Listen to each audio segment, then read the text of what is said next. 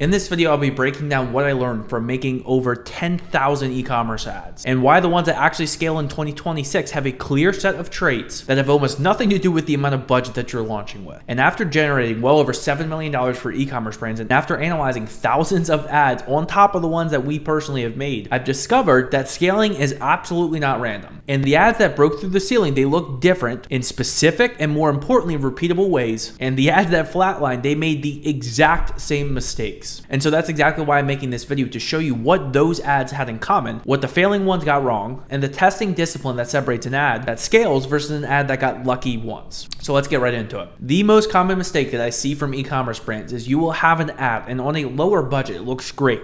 Cost per acquisition is great. You're like, awesome, cool. This is going to be the thing. This is going to be the lever that gets us to the next level, whether that's 100, 200, 500, $1 million plus per month.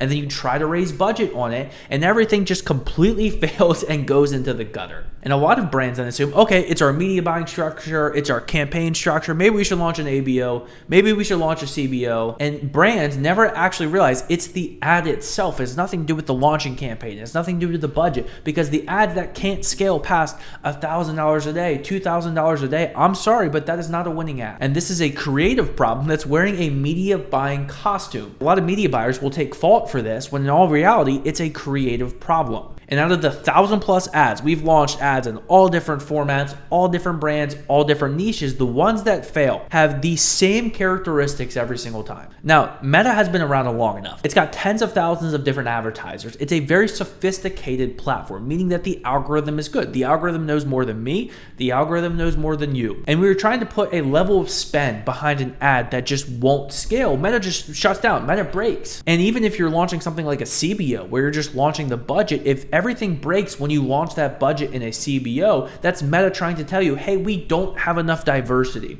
We don't have good enough ads to actually scale the entire campaign, not just at the ad set. And when you stop blaming the budget or the product or the market and instead focus on the one thing that actually does matter, which is the creative. So the ceiling is a creative problem. And the good news is that the ads that continue to break through and continue to scale brands have the exact same traits time and time again. Let me start with the one that matters the absolute most, by far the most, which is your hook. Now, the biggest thing that scalable ads have in common is oftentimes they don't show the product, which is the most counterintuitive. And you're thinking, oh, this 9-figure brands, they show the product right away. They can also probably afford a $2,000 to $3,000 or insane amount cost per acquisition. And a lot of these brands, what you don't realize is they can afford a substantially higher cost per acquisition than you do. So stop looking at these big budget brands who have 8 million team members. They've got all this funding behind it. They aren't your competition.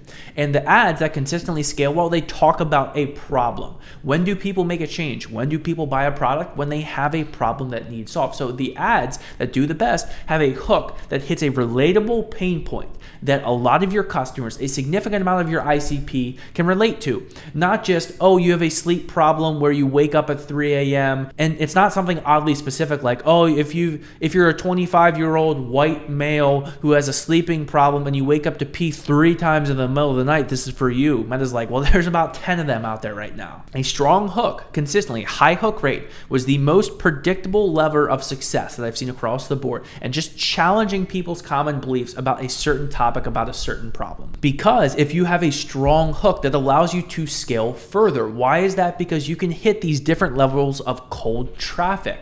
The problem is when your ad spend, when your performance breaks past a certain level of spend, Meta's got this certain pocket of customers. And if you can't break into these different pockets of customers, i.e. a cold audience, that's what causes your ad to fail and not be able to scale at the cost per acquisition that you're looking for. And the biggest thing that I will hear brands say is, oh, it's our product, it's our market, we've got all these competitors. Your competitors don't matter as long as you have a decent product that you do have that people care about, and it's a problem that a lot of people can resonate with. It can scale if you have the right creatives. So the hook is what earns you the chance to scale. But the hook alone isn't enough. It's what comes after that that is just as important. One of the biggest mistakes that I will see in a lot of these creatives is initially, even if you don't show the product in your hook right away, you'll go and start shoving a product down people's faces. And it worked because that worked in 2017. That worked in 2020. That does not work in 2026. The market, these platforms are so sophisticated, and Meta specifically right now,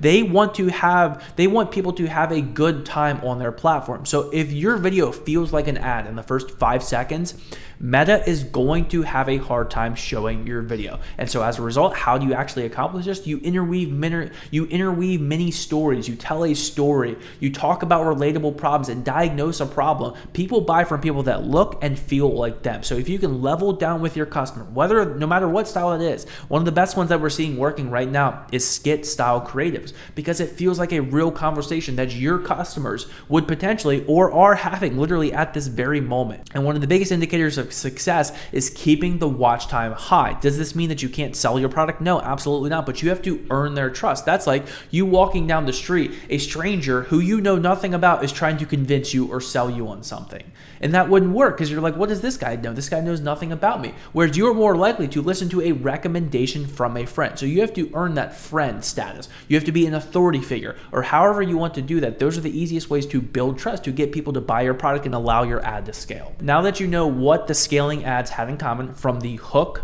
to the actual body and not just shoving a product down people's faces, if you want ad creatives that are actually proven to convert, you can click the link in the description, book a call with me and my team. We've made thousands and thousands of ads, and we'll show you exactly how we would approach this for your brand, because it's testing with the right frameworks and making ads that don't look and feel like ads and solving problems for your customers. So if you want, click the link in the description. We handle everything from brands, from the creative strategy to the filming to the scripting. We have 50 plus trained creators. If you want that, the link's in the description. Now, what is the one thing that failing ads do consistently wrong time and time again? Because ask yourself, do you like being sold to? Sit there. You got somebody knocking on your door, going door to door. You just have so many guardrails up. Whereas if somebody came to your house door to door and they've got a construction vest on, or they look like they just got done a job mowing the lawn, you're probably going to listen to them more. Why? Because they blend in. You don't know instantly that they are selling you something. Where if somebody's got a company shirt saying XYZ Solar, XYZ Pest Control, you don't want to listen to them, even if they're the nicest, most genuine person in the world offering you pest control or solar for $1. You're not going to listen because you don't like being sold to. It's the same way with your customers. So why are you making ads that show the product right away, that just shove something down people's throats? Nobody likes that, including myself. Now, the other big mistake that a lot of these ads will make is you're talking about generic things. Nobody cares about energy. Nobody cares about focus. What they do care about is they get home from work at 4 p.m. and they have the ability, they have the bandwidth to be able to play with their children and be more present in their lives. That is going to hit harder than, and now I have more energy than ever. Nobody cares about energy. You care about the byproduct of what this product brings you. What does life look like? And every single ad that I've seen that just completely fails, completely flops, has those two things in common time and time again. So the failing ads, they tell you what specifically to avoid, but avoiding these mistakes is absolutely not the same thing as scaling. And so that comes down to actually how you test. Now, the brands, they think, okay, that's great. Let's just pump out a bunch of videos. We'll test as much as humanly possible. But you don't realize is you're testing the same thing, the same UGC hooks, the same UGC creator, and you're just doing different hooks, doing different variations. You have to take big leaps, big bounds, especially within drama. They want creative diversity, avatar diversity, format diversity. And the mistake that I see so many brands make is you've got an ad that's scaling your account, and every single day that goes by where you've got an ad that's scaling your account and you are not actively working on finding the next one, the next winning ad, because that ad will fatigue at some point. Those are the brands that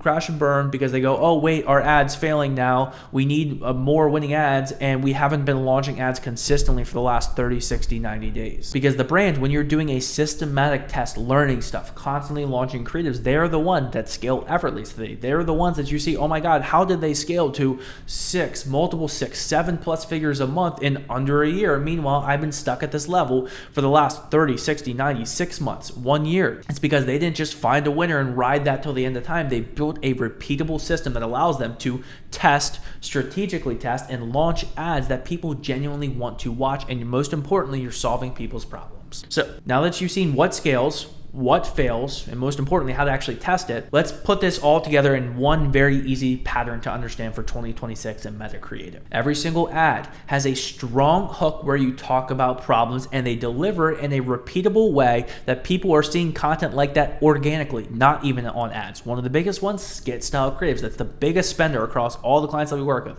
Skits win 90% of the time. We make some great formats. Skits win so often. And none of them, they led with a product. None of them said, oh, this is my favorite thing ever. It's like, no, we solved a problem. We had a realistic conversation between two people. And oh, hey, by the way, this is what I used to solve that problem. And one of them, and every single one of these, they traced back to buyer-backed research. We knew people were searching for this. We knew people had this problem. We knew they tried these XYZ things through research, and we were able to deliver that in a clear and consistent way and solve a problem for your buyer. Because budget is not a ceiling. It's only showing you the actual real cracks in your creative system, because you don't have a budget problem. You don't have a product problem. You have a creative problem. You have a bottleneck with getting you creatives that Meta can show to net new pockets of audiences with different problems, with different awareness levels, with different demographics. This is what you need to scale in 2026. So now that you've seen what testing over 1,000 ecom ads actually revealed, everything from why most ads hit a ceiling to the hook and the structure of scaling ads, mistakes that you want to make, and the actual testing discipline that you need to get your e-commerce brand to the next level,